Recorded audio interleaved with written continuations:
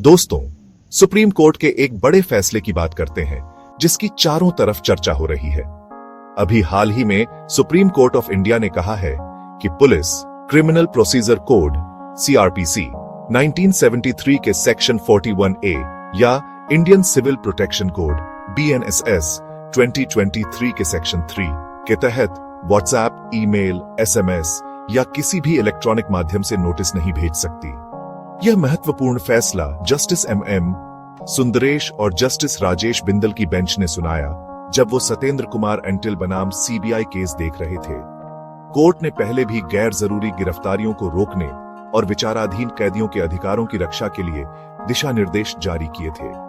मामला तब शुरू हुआ जब senior advocate Siddharth Luthra amicus curiae के रूप में हरियाणा पुलिस के एक आदेश पर आपत्ति जताई, जिसमें डिजिटल माध्यमों से नोटिस भेजने की अनुमति दी गई थी।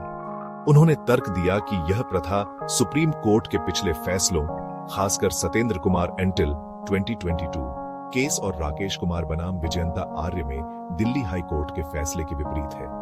अदालतों ने पुष्टि की थी कि नोटिस केवल कानूनी रूप से मान्य माध्यमों से ही जारी किए जाने चाहिए।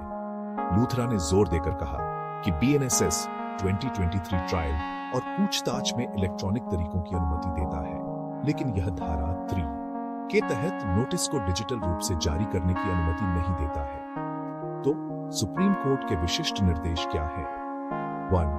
नोटिस केवल कानूनी रूप से मान्य माध्यमों से ही जारी किए जाने चाहिए। व्हाट्सएप, ईमेल और एसएमएस मान्य नहीं है। 1. सभी राज्यों और केंद्र शासित प्रदेशों को राकेश कुमार बनाम विजयंता आर्य जैसे पिछले फैसलों का पालन सुनिश्चित करना चाहिए। 1. यह फैसला धारा 41A सीआरपीसी और 3 बीएनएसएस के अलावा अन्य धाराओं जैसे 160 सीआरपीसी, 179 बीएनएसएस और 175 सीआरपीसी, 195 बीएनएसएस पर भी लागू होता है। 1. हाई कोर्ट्स को अनुपालन की निगरानी के लिए मासिक बैठकें करनी चाहिए और सुप्रीम कोर्ट को प्रगति रिपोर्ट प्रस्तुत करनी चाहिए।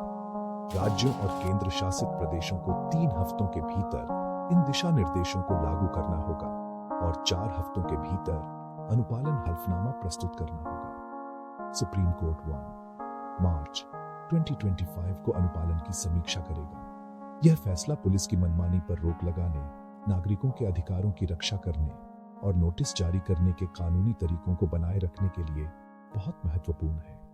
याद रखें, पुलिस व्हाट्सएप या ईमेल के जरिए नोटिस नहीं भेज सकती, केवल कानूनी रूप से मान्य तरीकों से ही।